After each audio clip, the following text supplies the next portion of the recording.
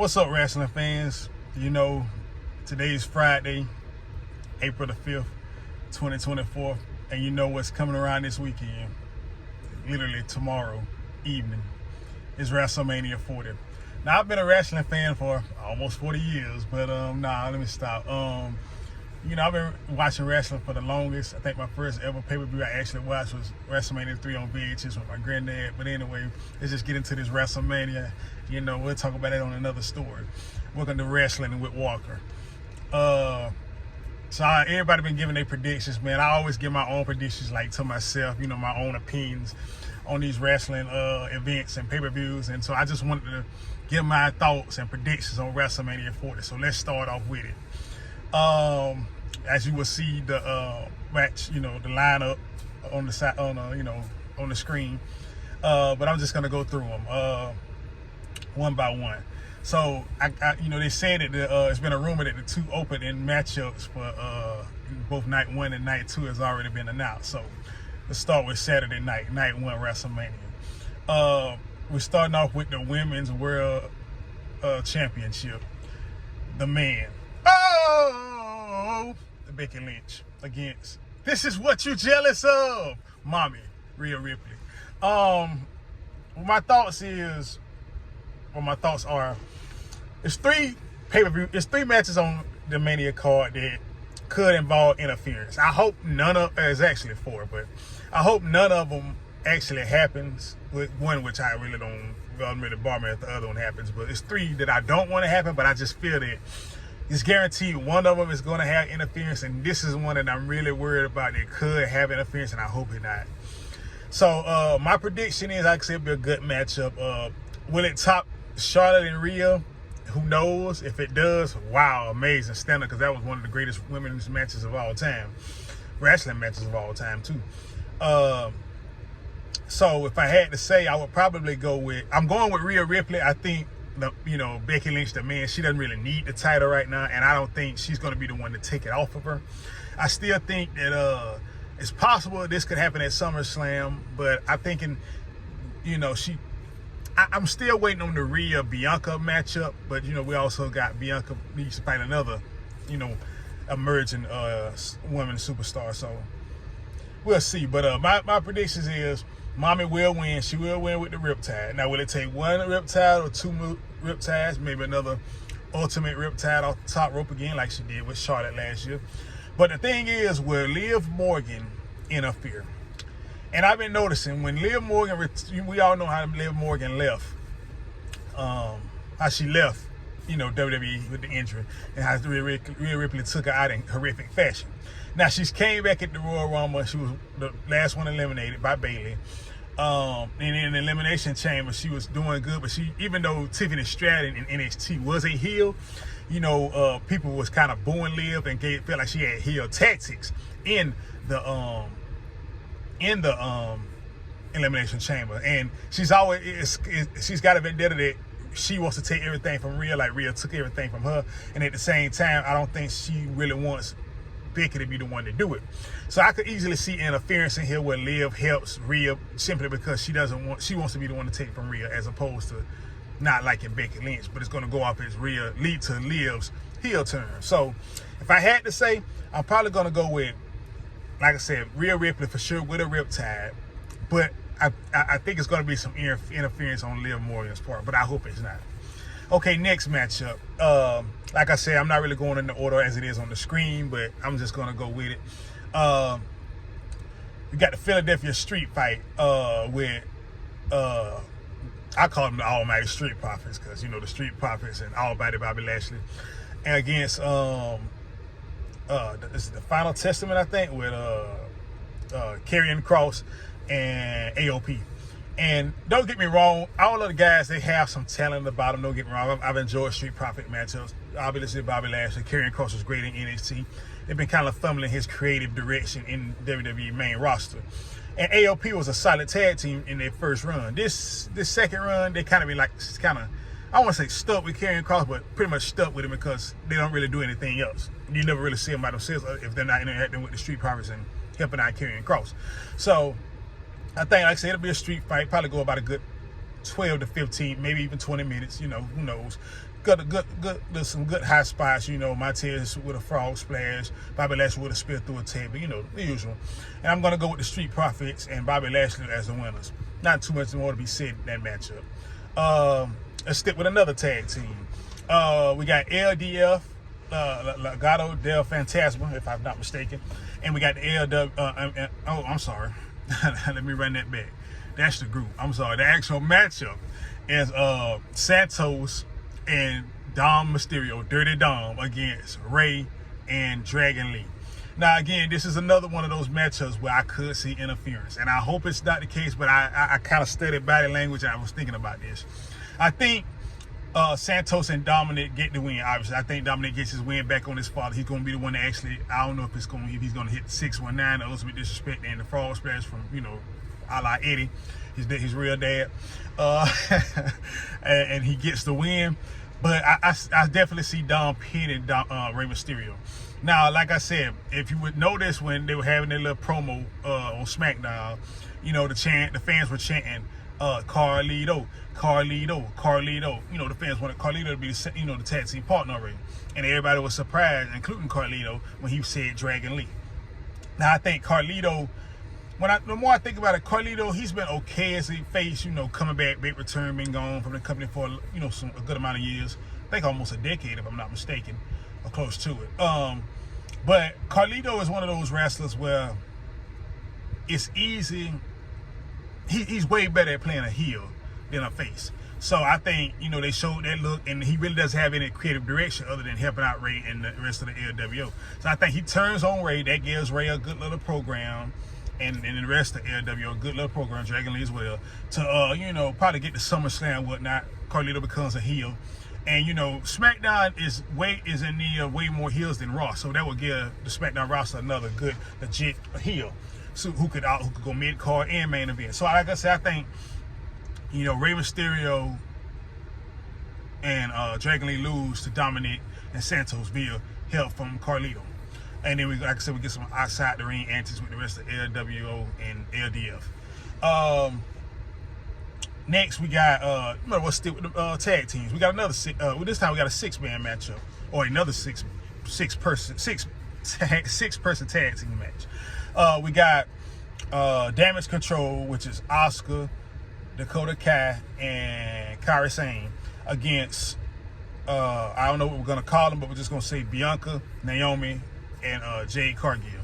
Like I said, this is obviously, you know, put on display Jade Cargill's strengths and talents, and, you know, put on display, but also give, like I said, Damage Control, Asuka, Kairi Sane, Dakota Kai some, you know, explosions with, not really explosion, but let them, you know, have some a WrestleMania moment as well. And like I said, we also got Bianca and Naomi. You know, Bianca doesn't really need a WrestleMania moment. She's been making those since she's hit the main roster.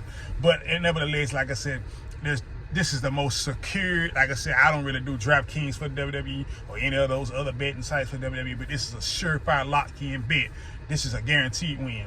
It's going to be Bianca, Naomi, and Jade Cargill with the win. I think they let Jade Cargill pick up the pinfall, and that's what we got. Okay, now next we got we're going to go brother versus brother. How about that?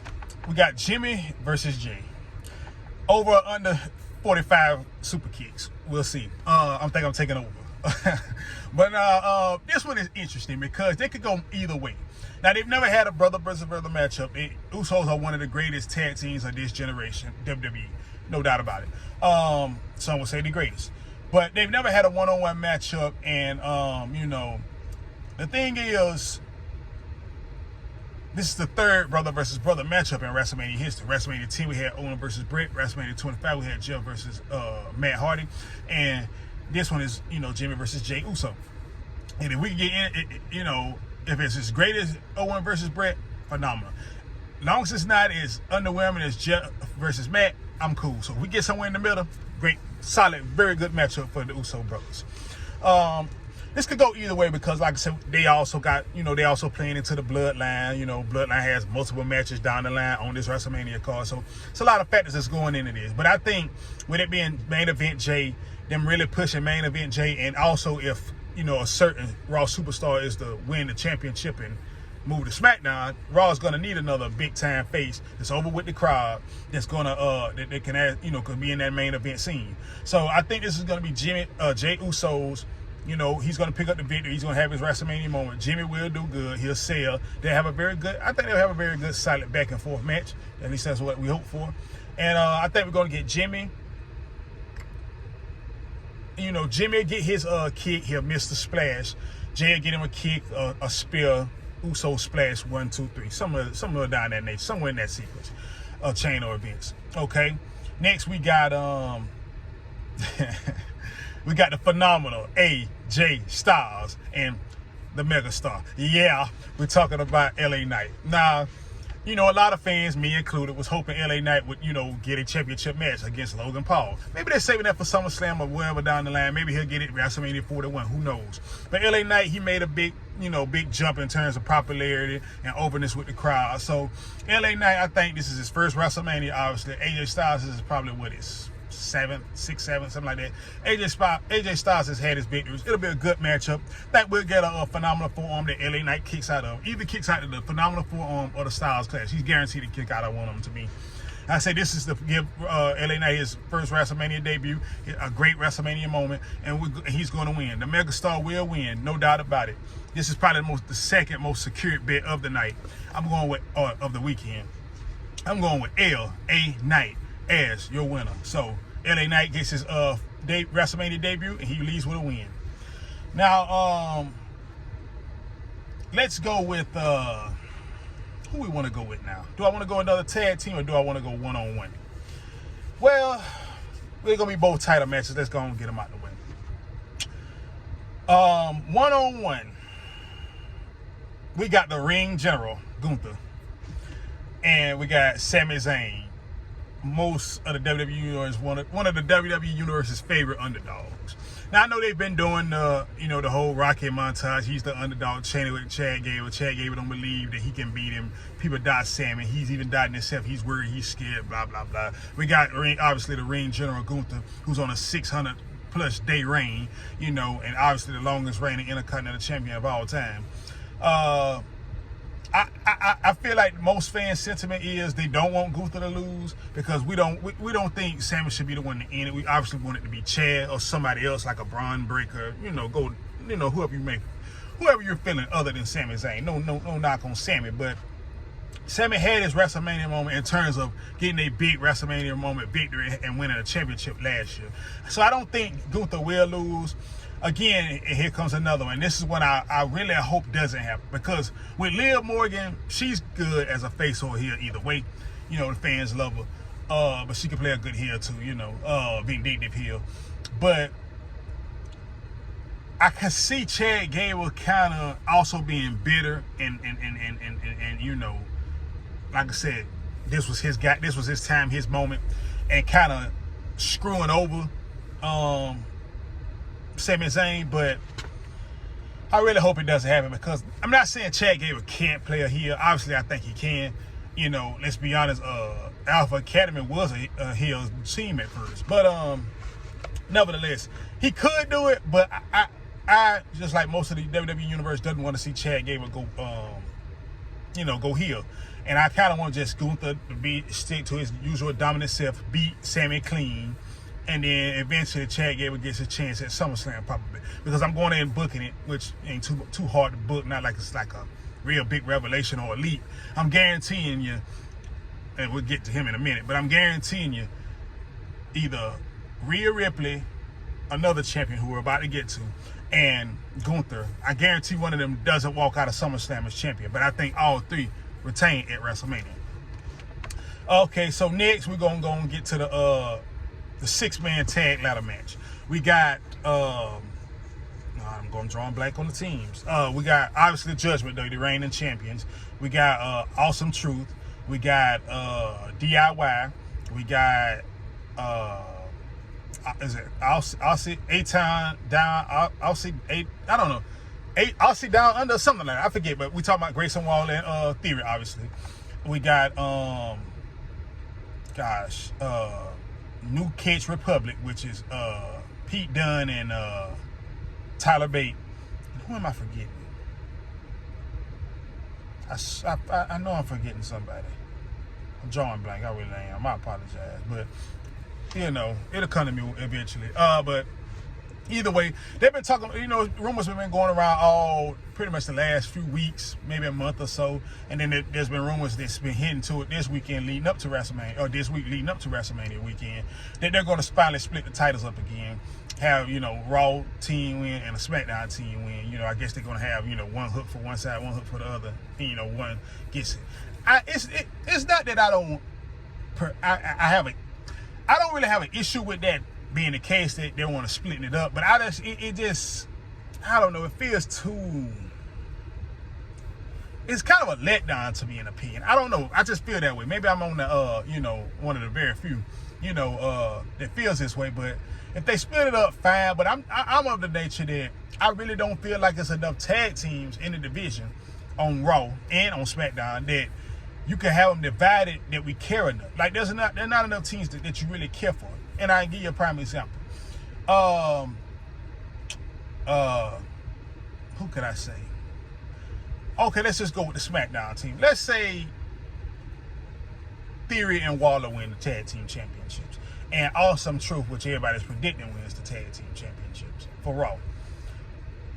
Who is there? 5 other Raw teams that are really actually good tag teams that we care about?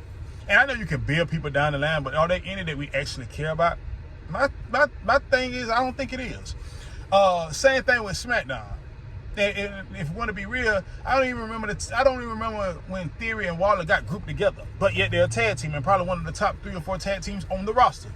So I'm not a real big fan of that. But if they're gonna split it up, fine. My prediction is Awesome Truth wins Raw side, and then on SmackDown, I feel like they're going to go a face and a heel group. So I feel like it's going to be Theory and Waller, apparently, and he's fine with me, but apparently the WWE, higher-ups love Waller. And, they kind of fell back on Theory, but they know Theory's a great worker, and he's a very good talent. So I think they'll go with Theory and Waller as tag champs on SmackDown. If it is true that they're breaking them up, Theory and Waller on SmackDown, and then Raw, Awesome Truth.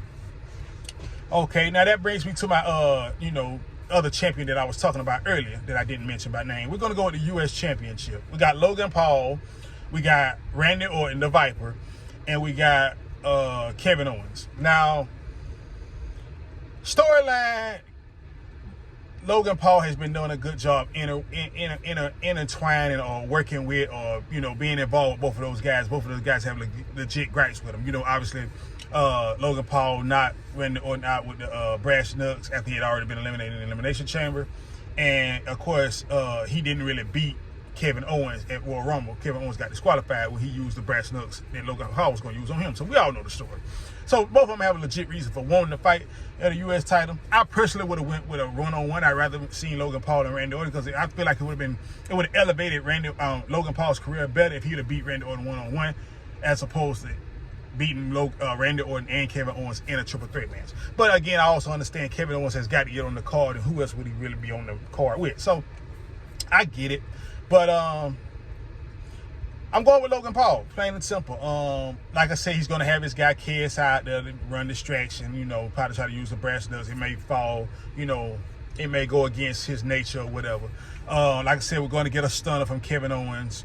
We're going to get a Randy Orton RKO. Question is, where is it going to come with, for it to be out of nowhere?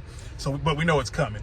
Logan Paul, like I said, he has multiple ways of winning. Lately, it's been the brass knucks. And he, like I said, he can do all kind of moves. He does the buckshot lariat better than, another guy's who's, better than the other guy whose finisher actually is. But anyway, I'm going to go with Logan Paul. He wins. I don't know how he wins, but I think he pins Kevin Owens. I think they're going to save Randy Orton either for WrestleMania Backlash or somewhere down the line. Maybe they'll fight again when it's not for the title, because I really think LA Knight is going to be the one to take it off. But you never know. You never know these days. But if I had to go, I'm thinking it's going to be Logan Paul with the victory, and I think he pins Kevin Owens. Only thing is it brass knucks? Is it a wrestling move? But either way, he gets the win. And now we're going to get to the greatest tag team match in WrestleMania history. We got the American Nightmare, Cody Rhodes. We got the Visionary, the Revolutionary, Seth freaking Rollins. And we got The Rock, the final boss, and our tribal chief, Roman Reigns. Now, the thing with Roman Reigns is, I've been hearing a lot of people gripe about it, and I'm gonna get to it. I'm gonna get to it down the line. I'm gonna get to it down the line in the final match that I'm gonna talk about. I'm gonna get to it, so trust me, I will get there. But we're gonna get to that later. This matchup, we all know that The Rock came back to fight Roman Reigns. Now, obviously, the fan backlash has led to some great things, overturning the thing, giving it to Cody, who won the Royal Rumble, who should have had it either way. But nevertheless, we know eventually we're getting there, which will probably be WrestleMania 41. But in terms of this tag team match, I'm going with, for people who think Cody and Seth are going to win, you're clearly delusional. And I get it. You're like, that's the team we're rooting for. We want, Cody to finish his story. We like Seth freaking Rollins. He coming to help Cody. We don't like Rock and Roman. We get that. But for you to think that Rock is coming back in his first televised match that isn't a one-on-one match with his cousin and he's going to lose, come on now. So what I'm thinking is we're going to have Rock and Roman win. Who's taking the pin? We got Roman Reigns, who has only been pinned once in the last 3.5 years by his cousin, Main Event Jey Uso, which made him a main event guy. We got The Rock, who hasn't wrestled in 10 plus years and is coming back as the final boss. You got Cody Rhodes, who's trying to finish his story and clearly cannot take a pin. He's only been pinned twice since he's been back in the company, from Brock and Drew, thanks to assistance from the Bloodline. And then you got Seth freaking Rollins, who, let's be honest, when it comes to, since he's been World Heavyweight Champion, in a title match, he's never been pinned. I don't even remember how many times he's actually been pinned since he's been champion. But nevertheless, we all know who's taking the pin. Seth freaking Rollins. Now, how does it end? It's obviously, to me, Rock is going to pin him. Now, would it be from assistance of a Superman punch, maybe a spear? Who knows? But it's going to happen some way or another. But Seth Rollins is getting pinned. The only question is, would it be a people's elbow or a rock bottom? I personally think it's going to be a rock bottom. So he's going to hit him with the rock bottom. He's going to pin him 1, 2, 3. He will try to get people's elbow, but it would be thwarted by either Cody Rhodes or Seth Rollins pops up. But either way, it's going to be a rock bottom. It's going to be a good match, probably 20, assuming, obviously factoring in entrances. It's probably going to be about a 35-minute match. But anyway, let's say some good back and forth, some good milking. I don't think Rock would do, he'll be in the ring, obviously he'll do some stuff, but I don't think he's going to go full-fledged, full speed, because he don't want to harm himself, because he has a movie coming up, and he has to leave shortly after Mania season. And like I said, he's kind of rusty. He's got to knock that ring rust off. So he's going to compete. He's going to be in, don't get me wrong, but I think Roman would carry the load, him and the other two, I'm sorry. So, like I said, Roman and Rock will win night one, so we get bloodline rules, because we got to stack the deck for Cody. He's our ultimate guy. He's our guy. He's our number one guy. He's our number one face. We love him, and everything like that. So, that's what we got. Now, next, transition to night 2, which is supposed to be the opener as well. We got, again, Seth freaking Rollins. I could do the thing, but I want to get copywritten. So, we got him against the realest heel in the last at least decade, Drew McIntyre, the guy who wants his moment. It's kind of funny. One guy we love wants to finish his story. Another guy we have to reward, we have to respect him for his honesty, but we don't like, and he just wants his moment. His moment happened in Kobe against, he won the title off of Brock, but nobody was there. Like Seth Rollins has said, he won it in a warehouse, and we were watching it on TV. There was nobody to cheer for him. So, unfortunately. But at the same time, now he gets his moment. Now, like I said, he has lost to Seth twice in the past. And, both times, even though it's an excuse, it's a legit excuse. Judgment Day costed him. Which brings me to Damian Priest. A lot of people are saying, Damian Priest is probably going to cash in on Drew, because he's not going to cash in on Cody or Roman. and he's running out of time. I don't think he does it this pay-per-view simply because I think they really want Drew to have his moment. Now they could make Drew ego and greatness rise even higher and make him troll CM Punk even more, especially who's going to be on commentary. If they have Judgment, they try to come in, Damian Priest try to cash in, he still beats Damian Priest with a Claymore. You know, but I think they're going to give Drew his moment. Even though he's a heel, he gets it in front of the fans. He gets to hear the theme song. He gets to hear the people boo, some people cheer. You know, I think he's going to do it. He's going to beat Seth Rollins with a Claymore. I think it's going to be from his, I hope it's not assistance from the bloodline because it wants it to be clean, but it's just too many factors. Seth Rollins has been focused on the bloodline too much. He says Drew is the least of his priorities or concerns. You saw Drew McIntyre talking to the wise man Paul Heyman in the background of Raw this past Monday. You know, like I said, he's kind of avoided the bloodline, and even though Seth asked him to help us in this fight, it all signs lead to Solo coming out there and just sticking it in, sticking in Rollins' face, you know, again. And it just screams that, but I hope it's not. But I think that's what's going to happen. Like I said, he comes in, gets the spike or whatever, or just causes a distraction. Seth turns around, Claymore, 1, 2, 3. We got a new World Heavyweight Champion, people. We got a new World Heavyweight Champion, and we know he's come to the commentary table, trolling Punk, and then man's going to be a menace on Monday. Have we covered everything? We got the IC title, we got the US title, we got the women's title, we got the ladder match for the tag team title. We got all the other tag team matchups. Yes, the other women's title. The Royal Rumble winner for this year, 2024, Bayley against Io Sky. Now, I will say Io Sky does a nice moonsault. You know, she's a great finisher. She's a genius of the sky. And then we got Bayley. You know, she brought Damage Control. She created it. You know, she was a heel. She took a lot of losses to the, you know, the higher ups like Bianca, Rhea, Becky. List goes on and on. Bayley won. I actually attended the Royal Rumble in 2024, so I witnessed Bayley win her first Royal Rumble. You know, and she, like I said, now she's, you know, fighting Io for the title. You know, I think everybody wants Bayley to win, and I hope Bayley does win. I'm actually going with Bayley. But one reason to pause. Now, we were worried that Dakota Kai saying, "Oh, I was on your side," and she was going to milk it to WrestleMania just to turn on Bayley. We got that out of the way, cool. Now, we also have, you know, Damage Control is going to come out there. That's pretty much a given. They're going to try to help out Io Sky retain.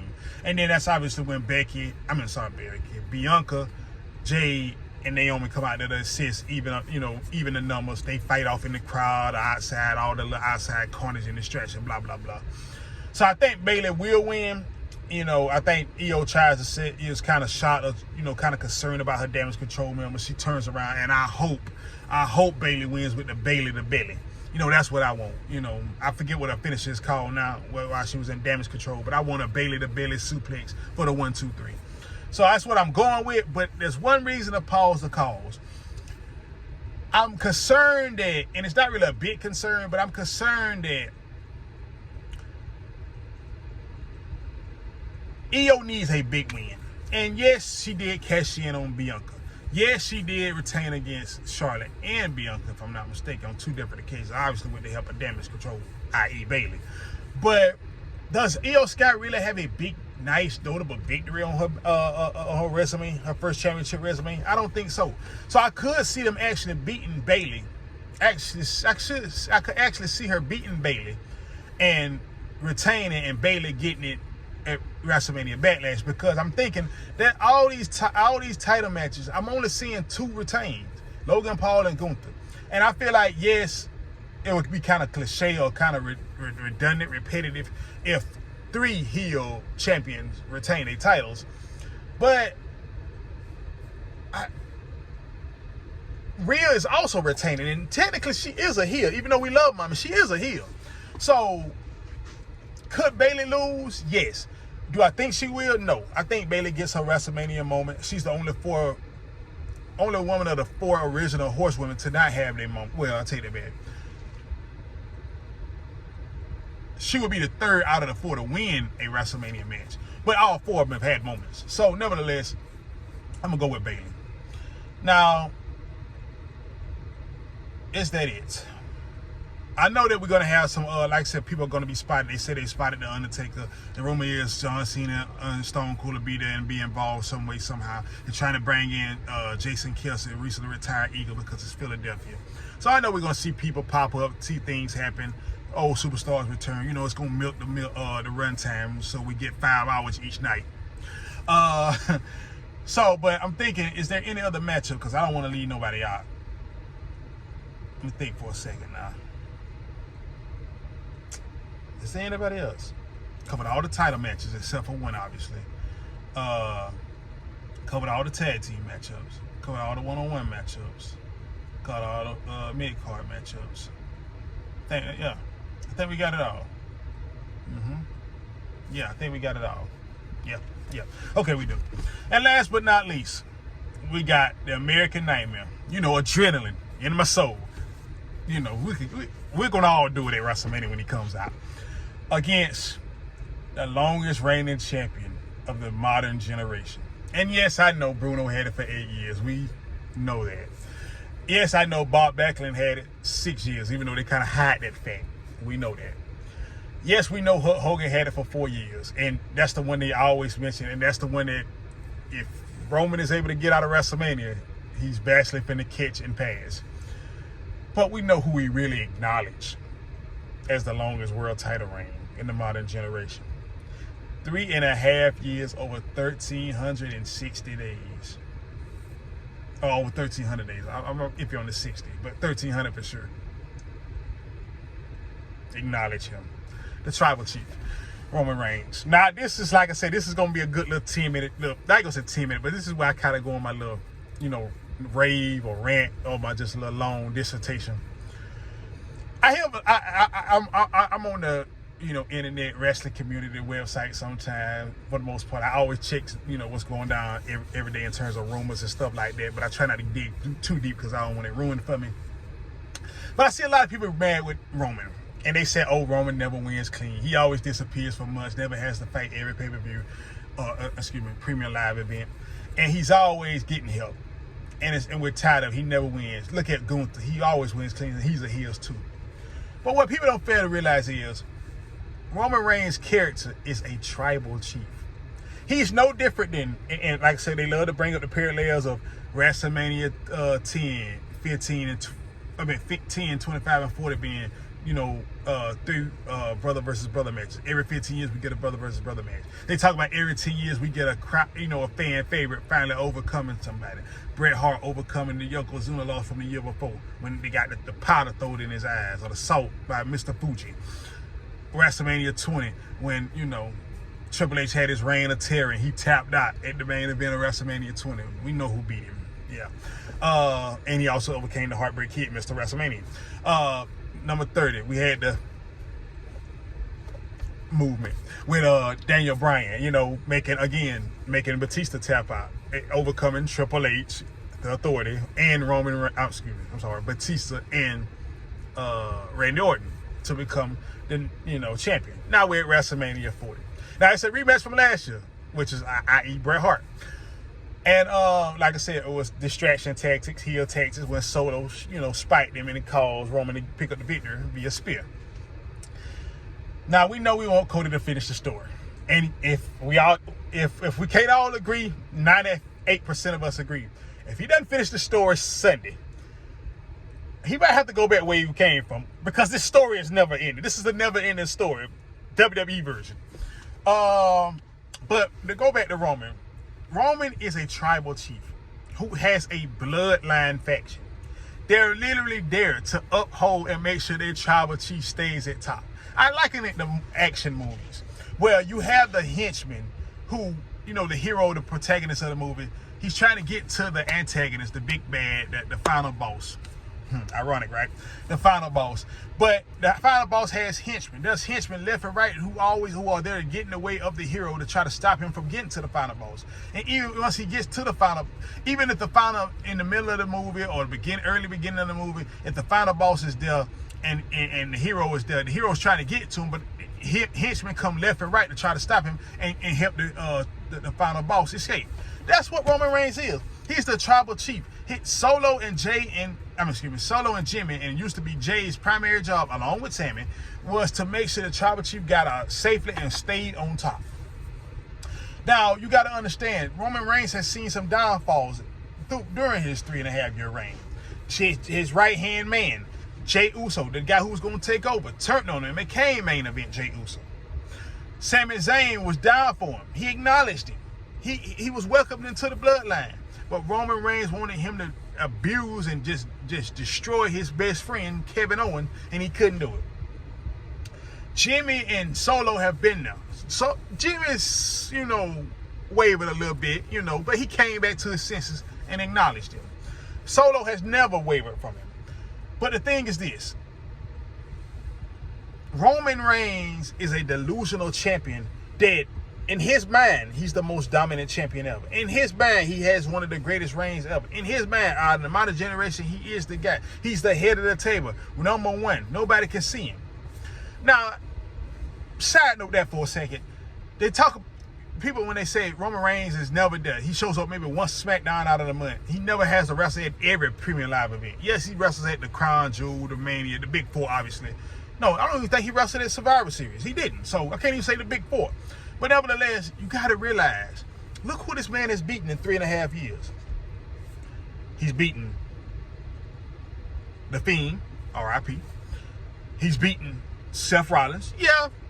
I'll say this. He retained against Seth Rollins. He didn't really beat him because he lost by disqualification. But he retained against Seth Rollins. He's beaten Kevin Owens numerous times. He's beaten Sami Zayn. He's beaten Jey Uso. He's beaten Jimmy. And I don't say that. He beat Jey Uso numerous times.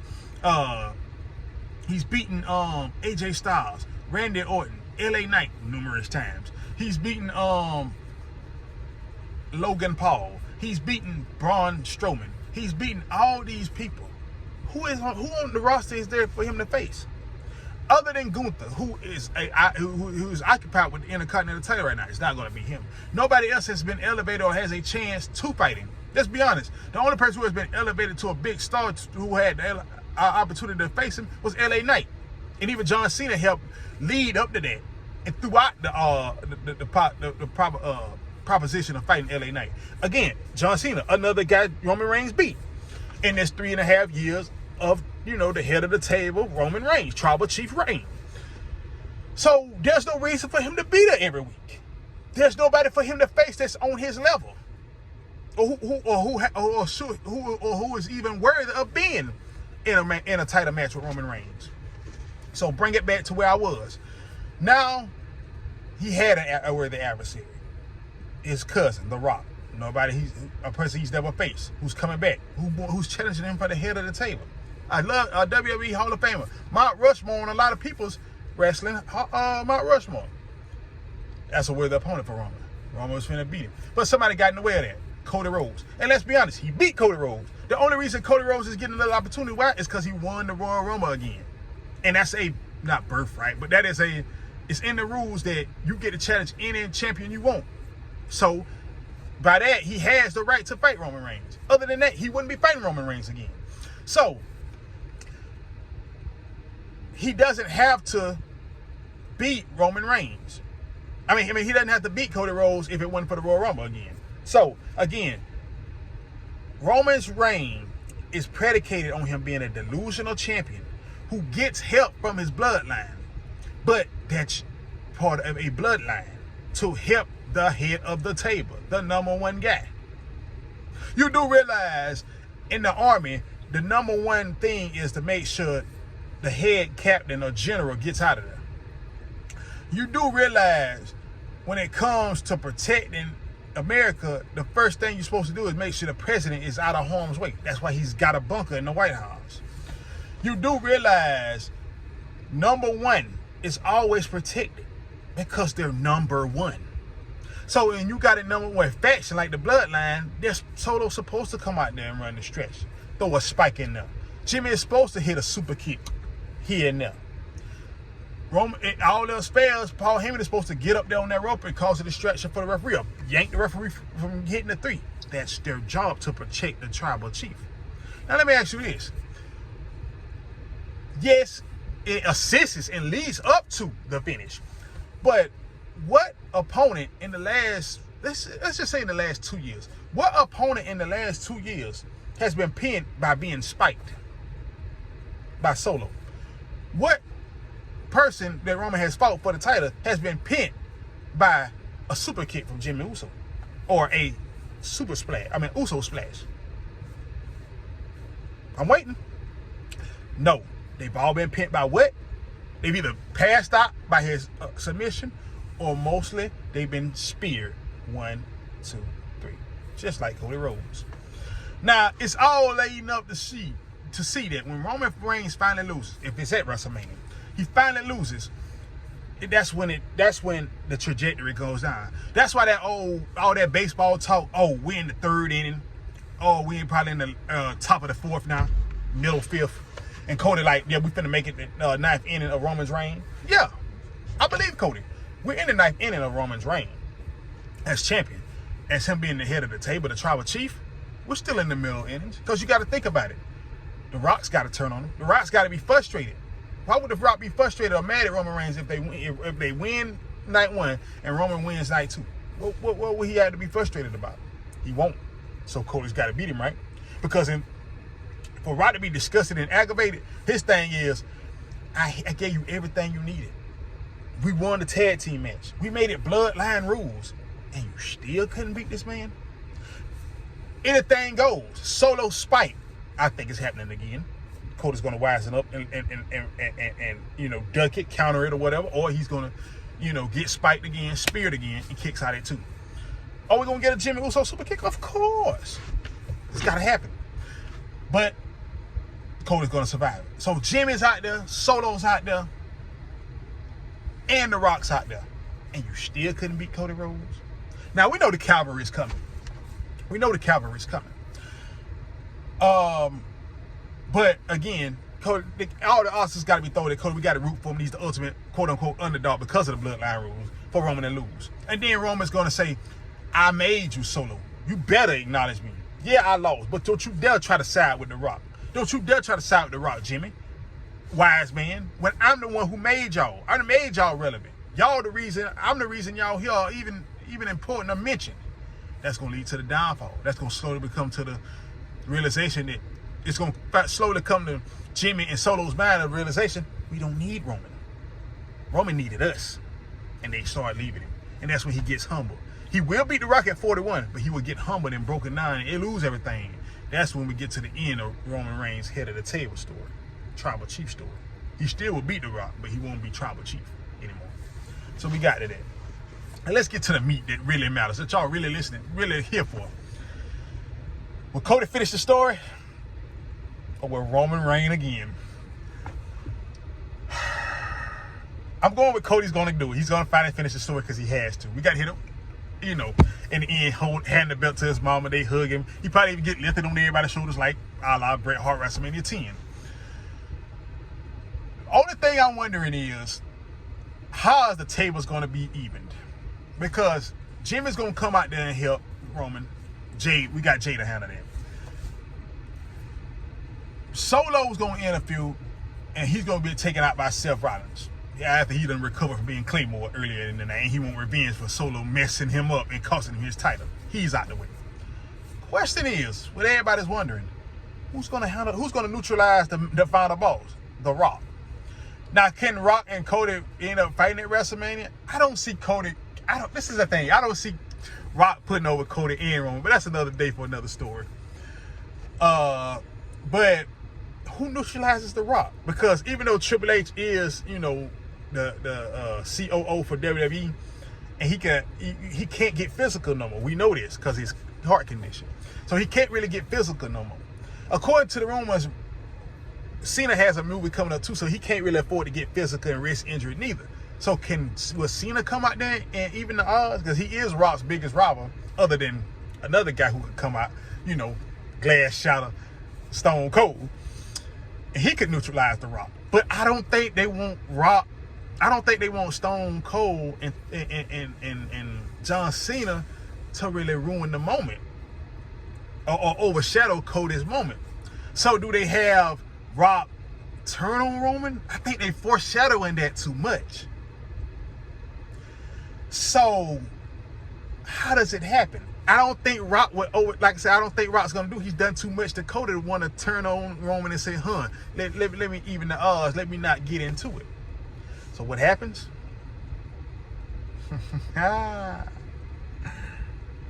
You know what happens. This is my prediction. I ain't gonna say you know, but this is my prediction. Roman Reigns, Rock hits Cody with a rock bottom. Referee is down, obviously. Hits Rock with a rock bottom. Rock does the people's elbow. Hits Cody with it. Look like Cody's finished. All Roman's got to do is pin him, right? Okay. Since the referee is down, obviously they got to send somebody down, another referee down to do the count. Now, yes, Bloodline rules Rock could do, but they're gonna send in another referee. And you know how WrestleMania is with them long runways. They're gonna have WrestleMania 40 is in Philadelphia, but that man is gonna have to run from Pittsburgh to get to the ring. The backup referee. 1, 2, Cody kicks out again. Oh my goodness! Oh my God! This man is inhuman. So Cody and Roman and Rock are shot. Cody did it again. He kicked out. So Roman has got to do what he's been doing forever. Getting assistance from the Bloodline. But ultimately, to end it, he's got to hit another spear. So he goes to the corner again. Ooh, you know how he does. And he goes to spear Cody. Cody moves out the way. And of course, the referee can't tell the Rock to get out the ring because he's the final boss. Cody moves out the way. He spears Rock. Roman's in shock. Crowd's going crazy. Cody grabs Roman from behind. 1 crossroads, 2 crossroads, and what was supposed to happen at WrestleMania 39, 3 crossroads, 1, 2, 3. He finishes his story. That's it, ladies and gentlemen. WrestleMania 40 will win with Roman spearing the Rock. Rock laid out. Roman laid out from 3 crossroads. Story ends. Only question is, who ends the story of Cody's reign? We'll find out eventually, right? Thank y'all.